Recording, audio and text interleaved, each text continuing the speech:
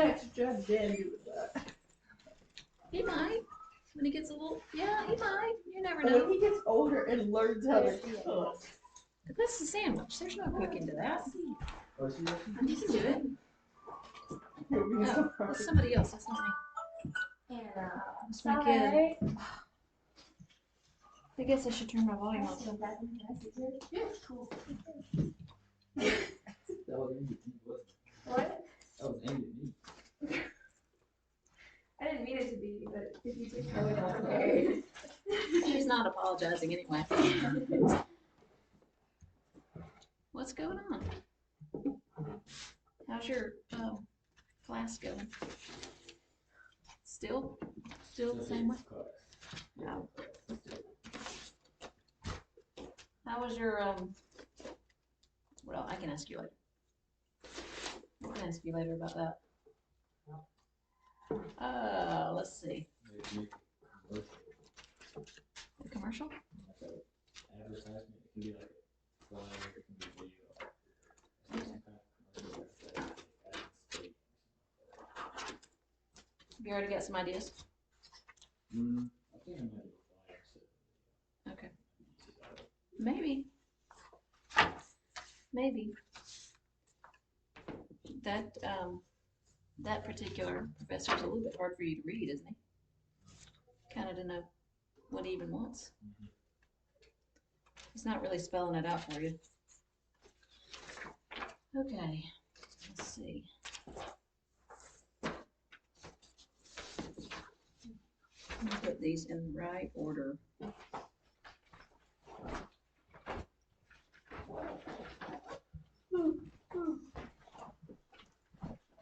Welcome, buddy. Let's see. Are you driving now? Just got my notes. Oh, okay.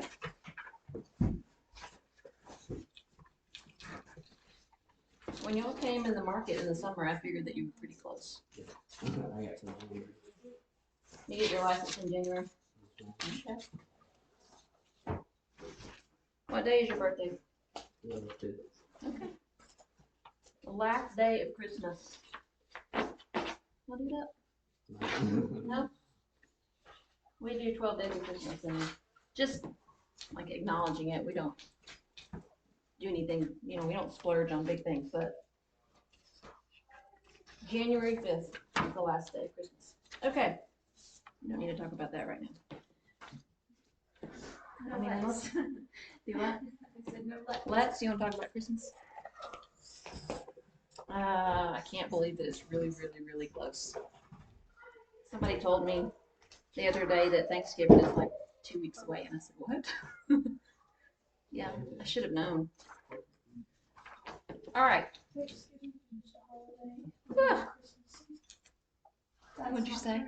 What'd you say? Take it back right now. What'd she say? I don't know. said Thanksgiving is just a holiday in the Christmas season.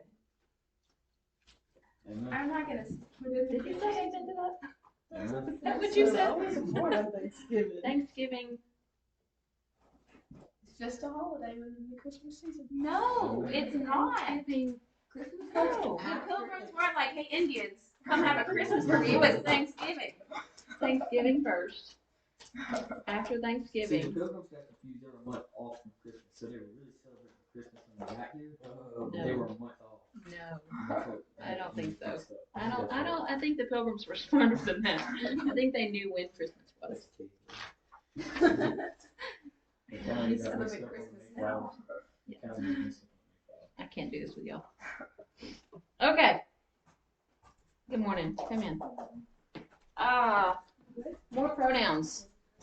I think I talk about pronouns more than I talk about anything else. We are really changing up our seating arrangements here. Leela, we're just in it to throw you off today, I guess. I don't know. Took our seats. This is office chair? Is Daniel coming? Is he gonna be here? Does he usually drive separate? I don't know if he's gonna be here. Okay, that's fine. I mean, I'm not mad about it. I was just wondering if anybody was coming in. All right. Pronouns. Interrogative pronouns.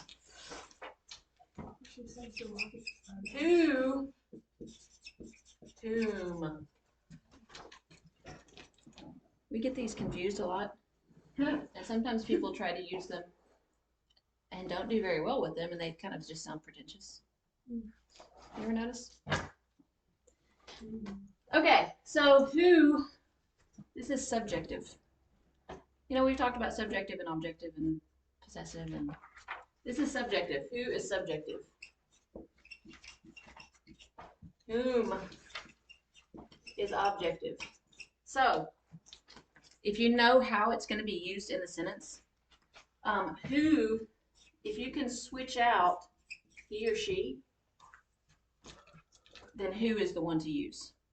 If you can switch out for him or her, whom is the one to use, because this is objective, okay? So if I say, I'm going to put this on the board. James is the manager.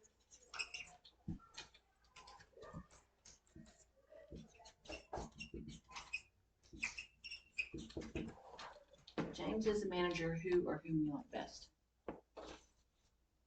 Who? No, that's dumb. What? Yeah, because you can turn it around and say, we like him. We like him best. So this is the one to use. Does that make sense? Still kind of sounds pretentious though. It's because it does sound kind of pretentious when you use the right thing, because some of us, I mean, the language has slipped enough that people, yeah, it can sound pretentious when you say something directly.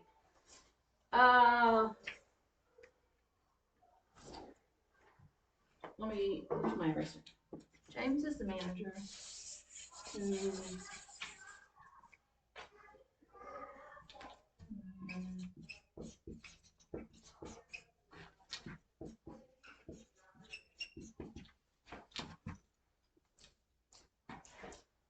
which one do I use? What?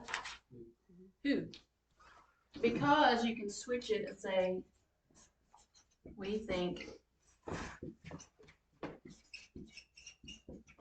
he is best. Make sense? Who, subjective, whom, objective. Okay. I don't want to keep going with that. Just know that if you can replace whichever one you want to use, if you can put he or she in there, it's who, and if you could put him or her in there, one of those, it's whom. Okay, subjective, objective. Colin, I'm afraid you're never ever gonna know this because I'm erasing the board. Just kidding. Just kidding. Okay. YouTube video. How would you find that? Yes, you could. Correct. Okay. I was so confused. I was like, why did she just come at me like that? Leela, I don't like you a lot. I don't want to write this on the board. Comma faults. Comma faults. Sometimes comma splice. When you are joining two complete thoughts with just a comma, no, just don't do that. Don't do that. If you have two complete thoughts, you can join them together, but you need a comma and, A conjunction. thank you, I know I could see that you wanted to say that. Nicely done. Nicely done. Comma conjunction. You cannot just, if you want to end your sentence, you use a period, right? Correct. I see the heads nodding. Yes.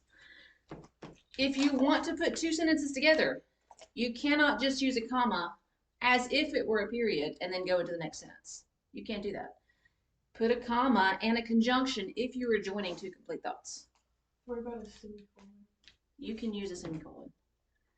You can use a semicolon in the place of a period, but then when you start the second part of that, you don't need to capitalize. Because so why wouldn't I just end the sentence? If you wanted to put information together. semicolons are perfectly fine to use when they're used correctly. They're not used nearly as often as just a period and go to the next one. Okay. Any thoughts about comma splices? Any thoughts about this? No? Your thought is that you want to stop talking about this? I will oblige you, just because we're friends. Okay. Ambiguous and unclear antecedents. We have talked about this before. Let's say, I don't want to write all this. I really don't like to write on the board very much because I don't want to turn my back to y'all. I'm afraid y'all might throw something at me. Well, maybe not, but no, I'm just kidding. I'm just kidding. But it takes up time and you don't want to watch me write on the board anyway. The man picked up his son so that he could finish the job quickly. Okay. Smooth. You got through there without knocking my camera over. Good job. Welcome. The man picked up his son so that he could finish the job quickly. Who's finishing the job? His son. It's not very clear. It's not clear in the sentence. It's not written clearly, so you don't know who's actually finishing the job. And for our purposes here, it doesn't matter. Next one. The fairy godmother told the girl that she was going to be late. The fairy godmother was like, Is the fairy godmother late, or is the girl going to be late? Maybe they're both going to be late. If the fairy godmother is going to be late, then the girl's going to be late too. That's just the way it works. But the sentence is unclear. You don't know. I mean, you don't have a really clear antecedent there, so you don't know which one to go. Anyway, read your stuff out loud when you write. Read your stuff out loud, or have somebody else read it to you out loud, because you know what you meant. You know what you meant when you're writing, and so sometimes your brain will just skip over like a spelling mistake or something that you're just not going to notice because you know what it's supposed to be, and your brain is just going to make it that. And so have somebody else read your stuff out loud to you and notice when they stumble or when they say the wrong thing. And then you know what you need to go back and look at. Okay. Dangling phrases and clauses. Sometimes we have a phrase right out at the beginning of a sentence, and authors, it's perfectly fine to have a phrase or a clause to start with that's not the main clause of your sentence. That's fine. It adds to your writing, but you have to be clear about what you're saying. So if you have a phrase or a clause, participle phrase. Do y'all know what a participle is? Participle phrase? A participle is an ing verb. Okay, participle is an ing verb, and well, that's the only one I'm going to talk about right now. Participle, an ing verb. This is the one. Yeah. Okay, so it's an ing verb phrase, a verb phrase that in all of these I have them used as adjectives. Okay, so when you have a participle phrase at the beginning of a sentence, it is going to modify or relate to the grammatical subject of the sentence. And I am going to write this one down. Just so you can see what I'm talking about.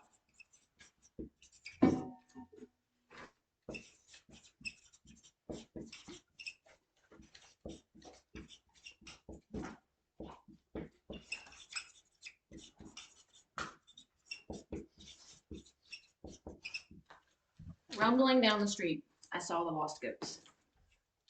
Okay. This is your ing verb. And so rumbling down the street is a participle phrase. Okay, but this is not the main clause of your sentence. This is just a phrase. All right, this is not the main part of your sentence. What is the main idea? Subject, verb, makes complete sense. I saw the lost goats. I saw the lost goats. So here, I saw the lost goats. That's your complete thought. That's the complete sentence here. Where is the subject of this? Yeah, I. I is the subject of this sentence. So when you have a dangling participle phrase at the beginning of it, that has to be talking about the subject of the sentence. So what you see here is rumbling down the street. I saw the lost goats. Who is rumbling down the street? I am rumbling down the street, not the goats, which is probably what this, whoever wrote it meant. The goats were rumbling down the street and I saw them, but the way it's written, this phrase is talking about I. I was rumbling down the street when I saw the goats. Okay, one more.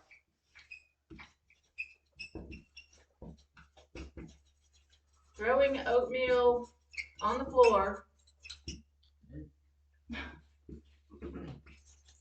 The mother encouraged the child to obey. Any of y'all ever been encouraged to obey? Encouraged, that's right, encouraged, yes. Mightily encouraged to obey. All right, throwing oatmeal on the floor, the mother encouraged the child to obey. Where's the main thought, the main clause of this sentence? The mother encouraged the child to behave. So who is the subject of that? Mother. The mother is the subject. Okay, so now you have a participle phrase just hanging out at the beginning there. Who is throwing the oatmeal on the floor? The mother. The mother. It's just badly written. And when you have a dangling phrase, and sometimes it's a clause, but at the beginning of the sentence, then it's relating to the grammatical subject of the sentence. That makes sense? Yeah. Mothers should not throw oatmeal on the floor. Okay. All right, let me give you a couple more, but I'm just going to read them. I'm not going to put them up here because now you have the idea. And these are not at the beginning of the sentence, but they're really unclear. I'll show you what I mean. Mom got the animals some food that had been stuck in the barn. What was stuck in the barn? The food was stuck in the barn. The animal should be what was stuck in the barn. The animal was stuck. The animal didn't get to eat. So Mom got the animal some food, the animal that had been stuck in the barn. But that's not the way it's written. The coach patted the girl's shoulder that he'd picked up off the floor. You picked her shoulder up? Did he pick up the girl or did he pick up her shoulder? He might have pushed her. I don't know. There's no telling what she did. Well, we're going all Karate Kid here. All right. Anyway, your sentences need to make sense. Okay. Have somebody else read your stuff when you're done so that they can look for stuff like that. Because you don't need a coach picking up shoulders off the floor. That's gross.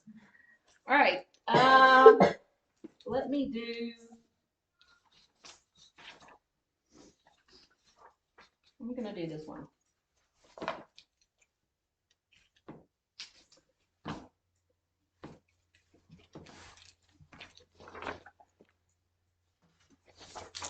Take one and pass it.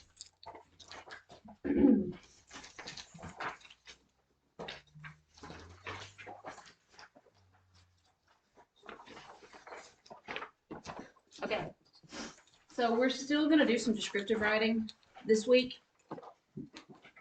but we're getting to the point where you need to be able to write good paragraphs. Good paragraphs.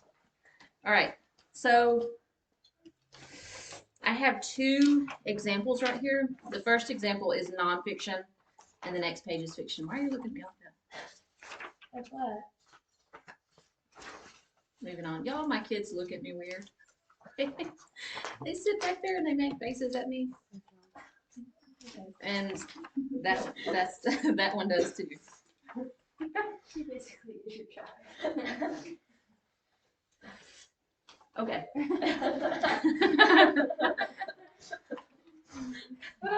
Okay. I don't think your mom would let you be my child, but okay. First, stop saying that, Leela. She does not want to get rid of you. No. Okay. First example. First example. This is the same.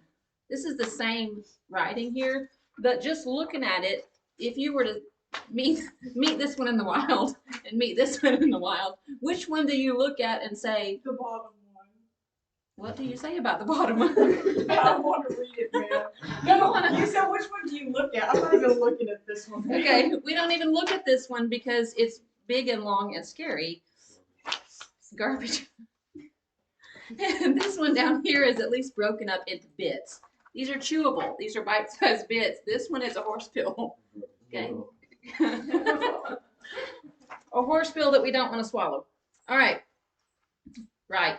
You got to break up your writing into manageable pieces.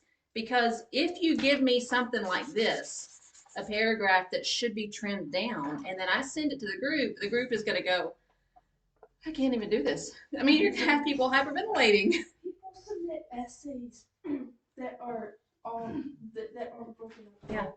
Like, People write entire essays that there's no break in them. it's stressful just Yeah, to look at. it's and be stressful like, to look I at have it. to look at this. Yeah. Don't do that to each other. Don't do that to me. Y'all, we're going to get to essays. Don't do that to me. It scares me when I have to read something like that. Don't do that to me. Break it into pieces. Are you the one hyperventilating? Yes. Okay. I true confession. I might hyperventilate if I have to read 15 essays that don't have any paragraph breaks. Please, if you love me, please don't do that to me. Don't do that. All right. The next one. Look at the second page. This is fiction, and it actually starts with a little dialogue. The end of it. So we'll talk about that. We'll talk about quotes later. But again, here you have the same words. You have the same writing at the top as you do in the second part, but it looks a lot different. It looks a lot different. The second part looks a lot easier to read because it will be easier to read. Because what's going on when you get to a paragraph break, then you go and you take a breath. It's just a pause. You're giving your reader a little bit of a rest. And it doesn't have to be long, but a little bit. You ever heard this expression, a little dab will do you? Just a little bit is enough. Okay. Now I want to talk about the way that you break a paragraph. Okay, and the way it's built. You know what a topic sentence is? Y'all should, you're in high school. What's a topic sentence? Introduces your topic. What, Sarah? What? You answered. What, Leela? It introduces your topic. It introduces your topic. Okay, so I think I have looked at one of these before in class. Look at the fiction. Look at the fiction selection.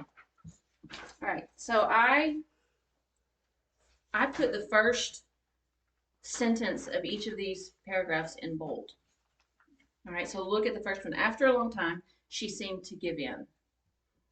And I read this story a long time ago, but I can't remember what's going on right here in this part of the story. Anyway, she's giving in, and the rest of that paragraph is about what it looks like for her to just go ahead and give in to whatever argument's going on. I don't remember it now. The next paragraph starts with, so Leah traveled across the village like a queen. That sentence doesn't have anything to do with her giving in. So there's a turn. The first paragraph is talking about her giving in and what that looks like, and the action there when she's giving in. It's showing her giving in. And then it changes, and then it talks about her riding like a queen. They don't fit together. They're not about the same thing. So you have to start a new paragraph. When your topic is changing slightly, you need to change your paragraph. Okay, you need to give your reader a breath. And so that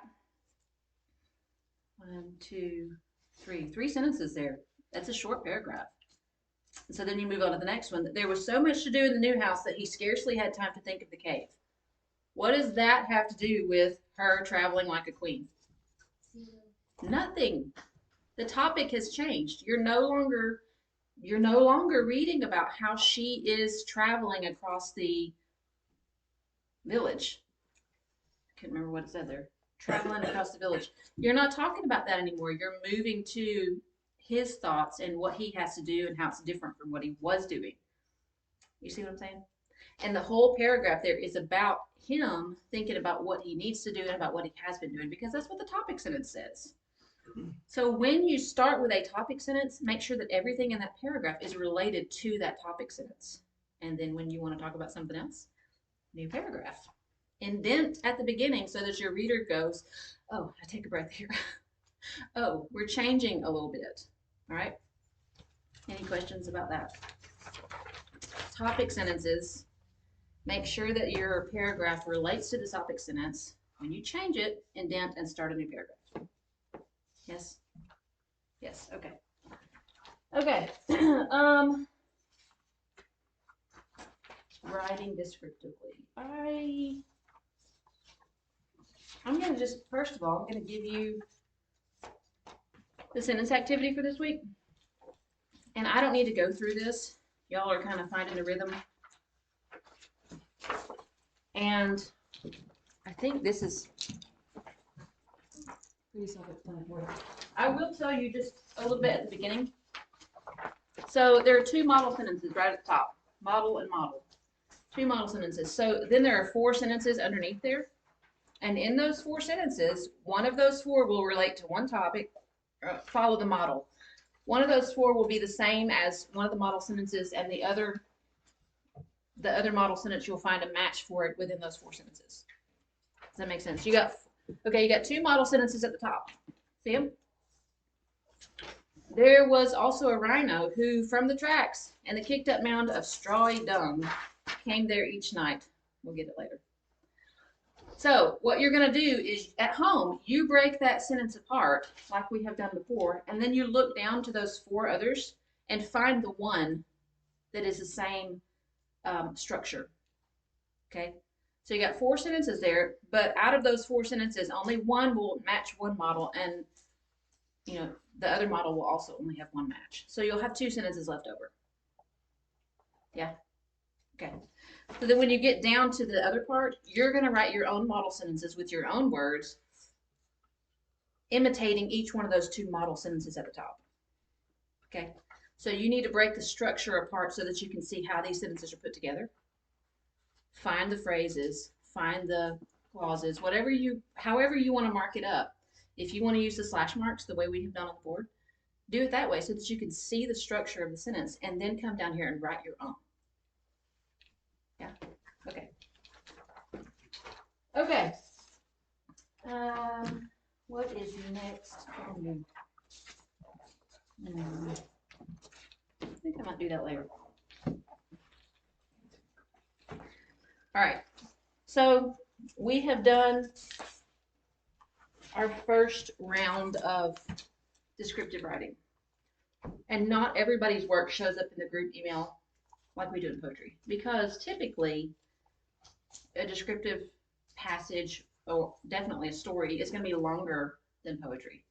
And I'm giving you reading assignments anyway, and so I don't want to give you the reading assignments and have you reading and responding to what I'm sending you separate from this. And then when we're writing stories, or later when we're writing essays, I don't want you to have to read 15 stories, or 15 essays. It seems too much. Do you not agree? I was completely zoned out. I was not meaning to because you were so difficult. Okay.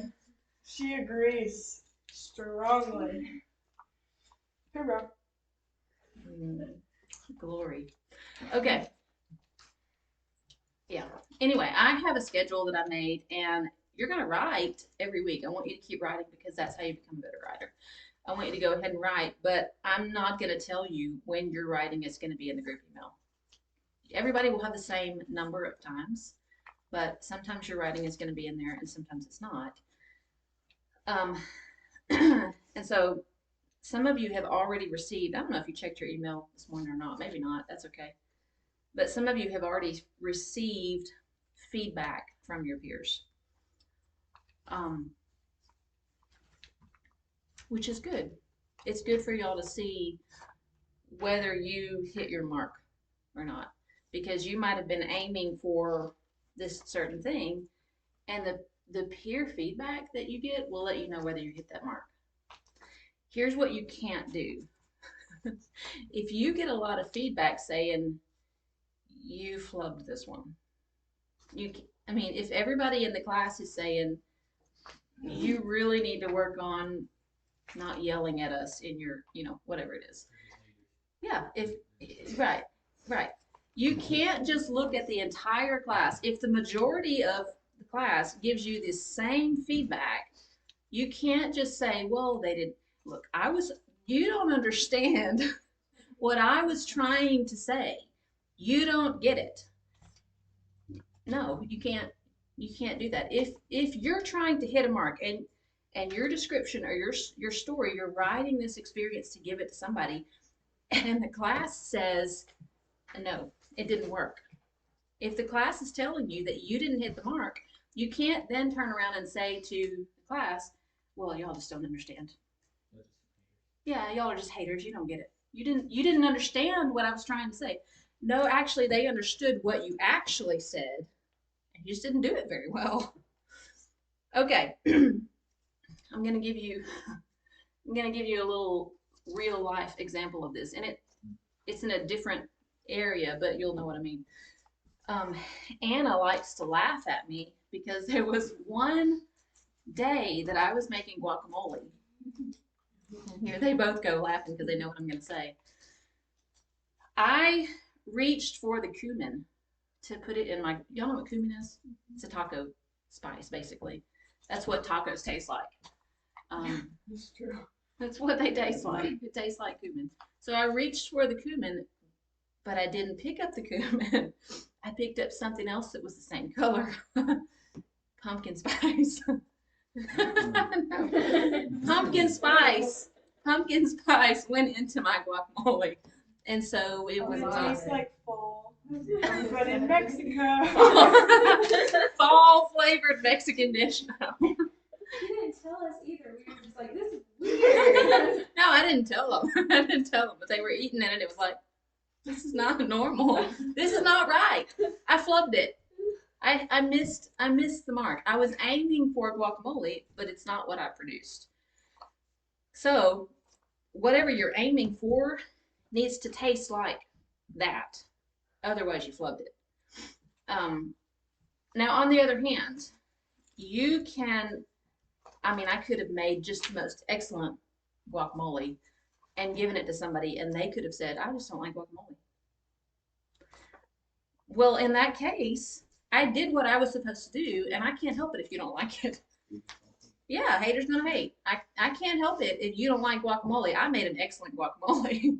If you don't like it, I'm sorry. I can't be in your feelings about this. You know, if you did what you were supposed to do, don't worry about what somebody thinks. Don't worry about what they said. If you didn't do what you were supposed to do, your peers are gonna let you know this doesn't work. Yeah, y'all get it? You see what I'm saying? Yeah, okay.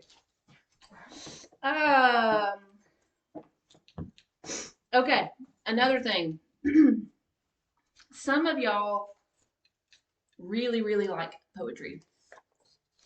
Some of you really like writing stories. Don't snarl at me. And there are a handful of you who like essays. I will not tell who you are, I promise. I won't tell. But some of you actually like writing essays. You like doing the research for the research papers. Yeah, you might be shaking your head to cover up that you really do like this stuff. It's okay. I will not give away your secrets. It just stays between us. It will just stay between us. That's all right. It's okay for you to like different things. We are all built differently. We enjoy different things. We excel at different things. I read one time that having a talent for something could also just mean the speed at which you learn something new. So if you have a talent for putting up drywall, it might be a weird talent. Yeah, thank you, Coleman. It might be a weird talent, but if you can learn to excel at this very quickly, then maybe you have a talent for that, where if you're great at drywall, it might take you 2 days to just figure it out and be a pro. Maybe not. But if you're somebody who really does not have that talent, then you still could learn to do it, but it might take you 6 months or a year to become good at it. So talent might just be a measure of how long it takes you to become good at something, you know? And so if you feel like, well, I don't have a talent for story writing. I have a talent with poetry, but I don't have a talent for essays, but I have a talent for whatever, you know. It doesn't mean that you can't excel in this. It just means that it might take you a little bit longer to learn this one and become good at it than it took you something else. You see? Yeah? Okay. We all enjoy different things. We excel at different things. We're different people. We're not supposed to be. Okay. This makes me think of that place in the New Testament where he's saying, just because you're not an eye or just because you're not an ear, you don't need to get mad and say, well, I'm an ear, I can't see, so I'm just going to leave the body. I'm not going to be a part of this anymore. No, you do what you're made to do. You do what you enjoy at first, and then you learn to excel at whatever it is. But you're made to enjoy certain things. You're made to be good at certain things. You're made to be different than somebody else. You're supposed to be. And so if you say, I'm an eye, and eyes write poetry, and eyes don't do essays, well, you're an eye that can learn to do it. Don't say, I'm never going to be this. You know, I'm never going to be this, so I can't even be part of this class. I can't even do any of this work. You're not supposed to like everything. You're not supposed to do everything. And that was kind of a weird example to use.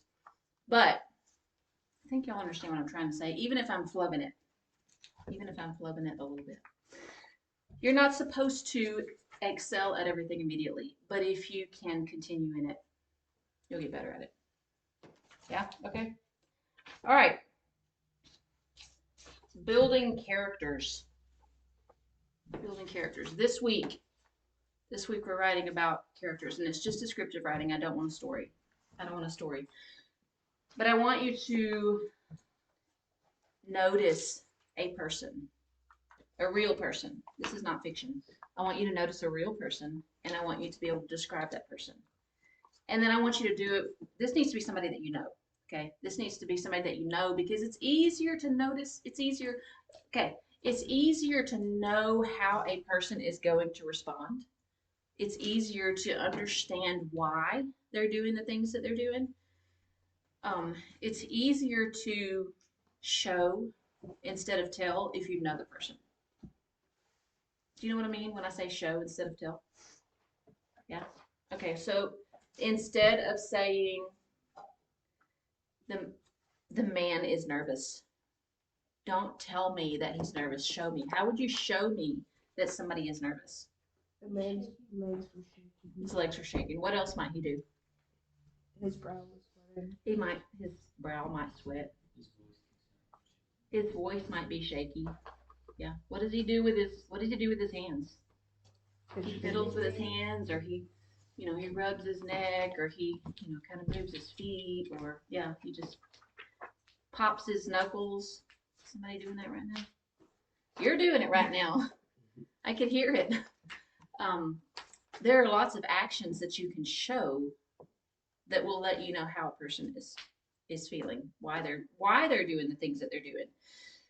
You don't have to say he's nervous. Show me that he's nervous without just saying the words. Okay, show instead of tell, and that can be easier to do with somebody that you already know, because you know them already. You know why they're acting the way that they're acting, and then you can notice the little physical gestures, the tics, whatever.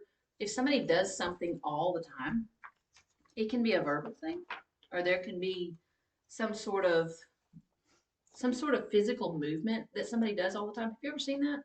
Somebody does something all the time. There's a lady that I know, and she uses the phrase "and all." It's not somebody that y'all know, okay? It's not somebody that y'all know. I promise you, it's not somebody that you know. It's not. I mean, y'all might know somebody who does that too, but it's nobody. PTSD. It's nobody here. It's nobody here. I promise you, it's nobody here. I should have used something else. But she uses "and all" and everything. She just drops it into She drops it into, this is my sister-in-law that I'm talking about. Isn't it Judy? Yeah. Anyway. So you know her and you know her, but the rest of the class doesn't. So it's not somebody that y'all would know from school or anything like that. I should have used something else. Anyway, she uses and all, and she drops it into places where you don't really know why she would put it in there. But it's just a verbal habit. It's just a verbal tick. And anybody can have those things. And sometimes it's more like and I'm guilty of that one. I do that a lot. Or I say okay a lot. I know that I do. And I just haven't tried to break myself of that. Anyway, you can pick up on these verbal tics or these physical tics, something that somebody does all the time, and you can put it into writing and everybody else can see it too. All right. Start with somebody that you know. Start with somebody that you know and describe this person. Use strong verbs, vivid verbs, and vivid adjectives. And what that means is sometimes you can use instead of using multiple adverbs or multiple adjectives, you can use one really strong adjective, or instead of using a lot of adverbs, you use a very specific verb. So instead of saying the person ran very, very fast, you have a lot of extra words there. What would be a stronger verb for somebody who's running very, very fast? You don't have to hustle. Yeah, I'm not sure what you said. Flashed. Somebody flashed by. If you use a very specific or very vivid verb, you can take out a lot of the extra adverbs. I think it might have been Mark Twain that said, I can't remember now, I can find this in my notes, but the road to hell is paved with adverbs. Is what he said, because it might not have been Mark Twain, but I can't remember now, it's in my notes. But there's so many times that we use adverbs and it just makes everything kind of clunky and cluttery when you could just take a lot of those out and use a strong verb. Okay, I probably will send you a video through your email to give you a little bit better idea of how to do this. But back to describing people, start with somebody that you know, because it's easier to figure out why this person is doing what they're doing. You know them, you know their motivations, you know the way they think about things, you can anticipate how they're going to respond to something, you can anticipate the looks on their face, you can anticipate the movements that they're going to have. Start with somebody that you know. Yes. Do we have to give them a name in person? No. I don't want any names. No. Don't give any names, because that, especially if it's somebody that we all know, we need to be able to, you need to give us the experience and let us see what you see without just telling us a name, you know. Start with somebody that you know, but then do it again with a stranger. Go sit at a ballpark or a coffee shop or Walmart. go to Walmart. For goodness sake, you can go to Walmart and watch some very interesting people. Yeah, you can. You can go to Walmart if you want to. I'm not gonna try to stop you. Do what you want to do, but find a stranger that just looks kind of interesting. People are already interesting. You don't have to make wild leaps and jumps verbally to create some really intense, interesting scene. People are interesting if you could just watch somebody for a few minutes, describe them. No, you don't think so? I don't think so. It's just I couldn't do that. Yeah, you can. I heard somebody talking, and this is what he said he started to do, and it made things a whole lot easier for him. He was watching this couple in a restaurant because I think he must have been traveling or something, and he was by himself. And so he's watching this couple in the restaurant, and he's very annoyed by them. I don't know what they were doing. Maybe he didn't like the way they were chewing or looking at each other. I don't know what it was, but he was very annoyed by them. And so in his mind, he turned them into mice, like these giant mice sitting there having a meal. And then all of a sudden, they became very interesting. They became interesting because he was able to turn them into something else. And so then the way that this man was dressed he's dressed in a very interesting way for a mouse, you know. He's dressed in an interesting way. He moves in funny ways. He's kind of hulking and frowny and gruff, which is interesting for a mouse. Maybe not, maybe you don't immediately think of that with a human, but if you can turn it slightly in your mind, you can find a way to start noticing all the new things that you wouldn't have noticed on a human. But if it's a mouse whose glasses keep sliding down his nose and annoying you, or if it's a mouse that keeps blowing his nose at the table, you know, whatever it is, there are things that you will notice if you can use your imagination just a little bit, even on somebody who's real life, that will make it interesting. Does that make sense? Okay. All right. The characters, I'm moving slightly just a little bit because this week you're just going to be doing descriptive writing. But as we go forward, when you create a character, you need to write about somebody who's likable and relatable. So we're not doing some poor, tortured, abused loner type that nobody can relate to. It needs to be, you know, somebody normal, somebody likable. And all of you are likable. All of you are likable. Yes, especially when you think you're not. You're all likable. I probably don't need to talk about that right now, but I probably could. Another time. All right. What was I talking about? Making those right pauses about a character. Okay. Make your character likable. And if you just write about a normal person, we all relate to normal people. We're normal people. Don't try to get into the head of a serial killer. No, don't try to write about a serial killer and make that person likable, because it's not the way the world works. If you're starting out and your person is a bad person, that's not likable.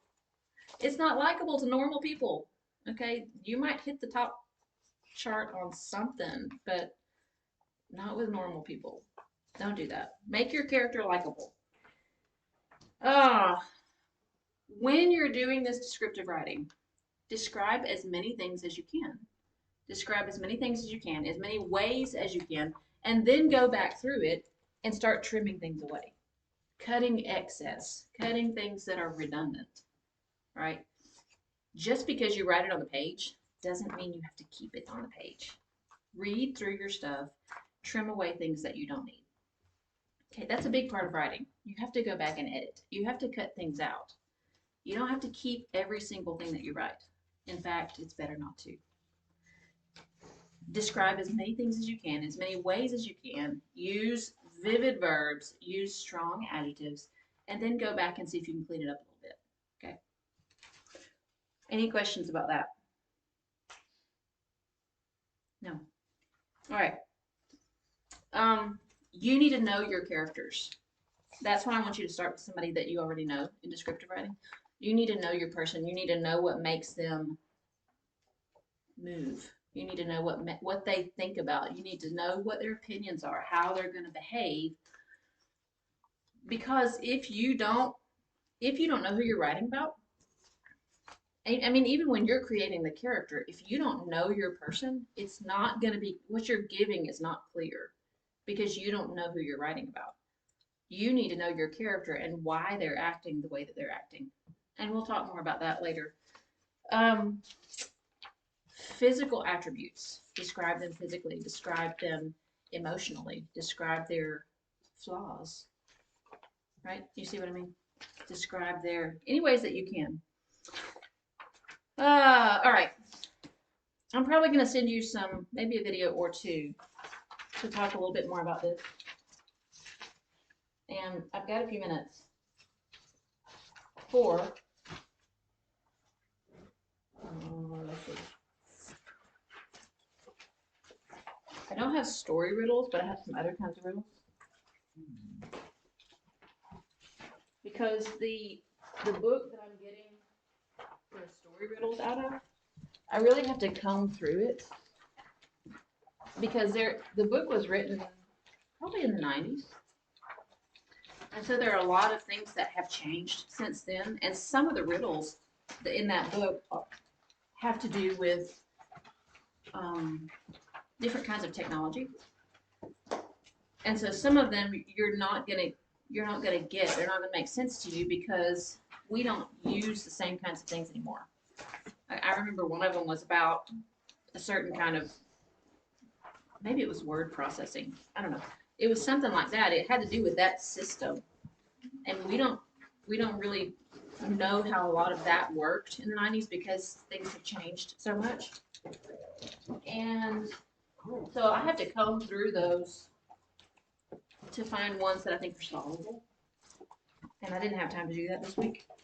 But I do have some word riddles. Okay. And Anna, I read some of these to you, so you can't answer right away. All right, guys. Some of these you might get pretty quickly, and some of them might take you a few minutes. The more you take, the more you leave behind. What am I? Footsteps. Footsteps. Footsteps. The more you take, the more you leave behind. All right. Let's see if we can do this one. Add 5 to 9 and get 2. What? Add 5. I add 5 to 9 and get 2. The answer is correct. So what am I? Time. Say again. Time. Time. It's a clock. If you add 5 hours to 9 o'clock, you get 2. All right. This one, you think about it. Pronounced as 1 letter and written with 3. 2 letters there are and only 2 in me. I'm double, I'm single, I'm black, blue, and gray. I'm red from both ends and the same either way. What am I? Confusing. Okay. Pronounced as 1 letter and written with 3. 2 letters there are and only 2 in me. I'm double, I'm single, I'm black, blue, and gray. I'm red from both ends and the same either way. Same either way. How do you spell red? Red? Like red, like the color, or like with an A? That was a good question. Okay. Well, it's not about that word, though. It's not about red. But which one is it? Pronounced as 1 letter It's a word that's both either way. and written with 3. 2 letters there are and only 2 in me. I'm double, I'm single, I'm black, blue, and gray. I'm red from both ends and the same either way. Only 2 letters? You like a book?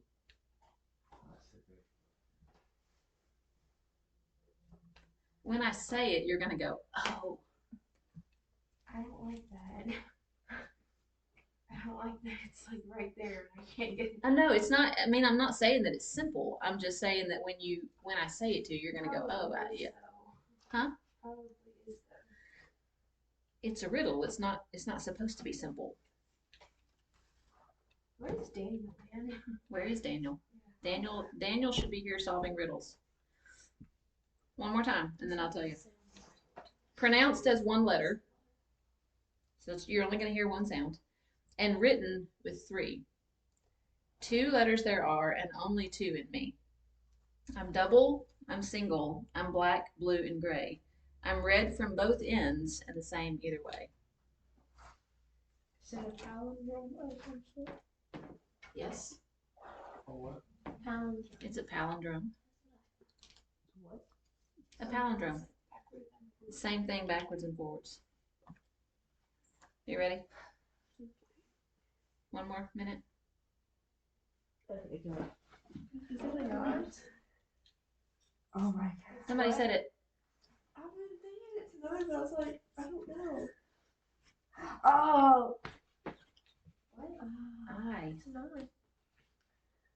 The word. I. Pronounced as one letter. I. And written with 3. 2 letters there are, and only 2 in me. I'm double, I'm single, I'm black, blue, and gray. I'm red from both ends, and the same either way. That one was tricky. Okay, one more. Following this, okay? Forward, I am heavy. Backward, I am not. What am I? A ton. A ton. Boom. A ton. Next week, I'll try to get some more stories for you. Do what? Why is that the answer? A ton. Forward, I am heavy. Backward, I am not. I was like, a ton? Okay. If you carry it backwards, it's not heavy. What is full of holes but still holds water? Sponge.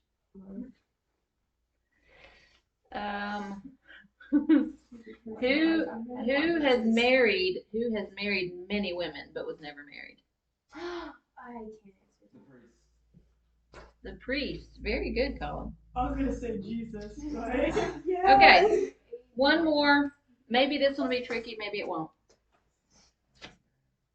Throw away the outside and cook the inside. Then eat the outside and throw away the inside. Brother.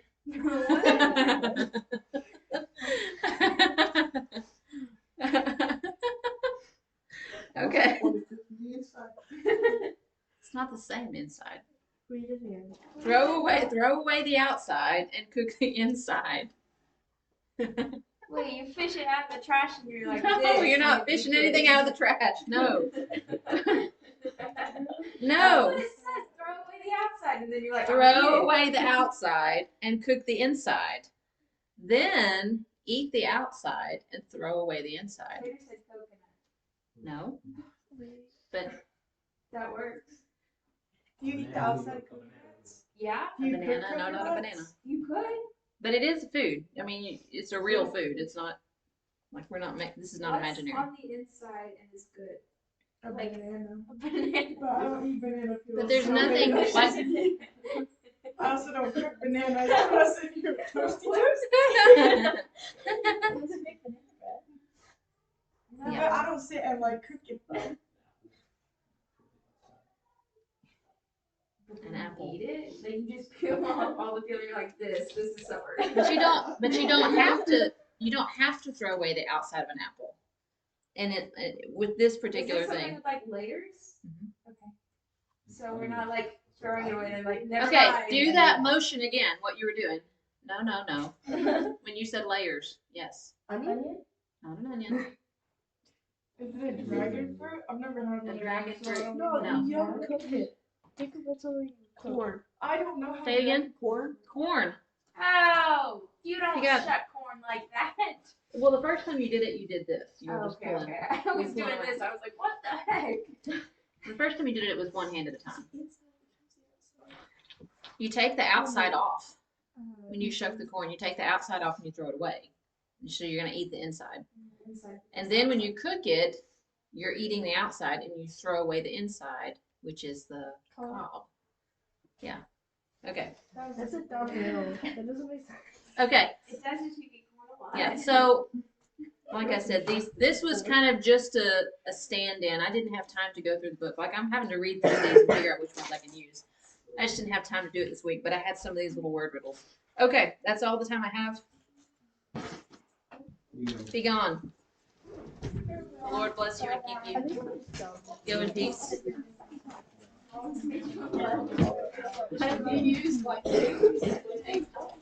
Thank you, Mary Corinne.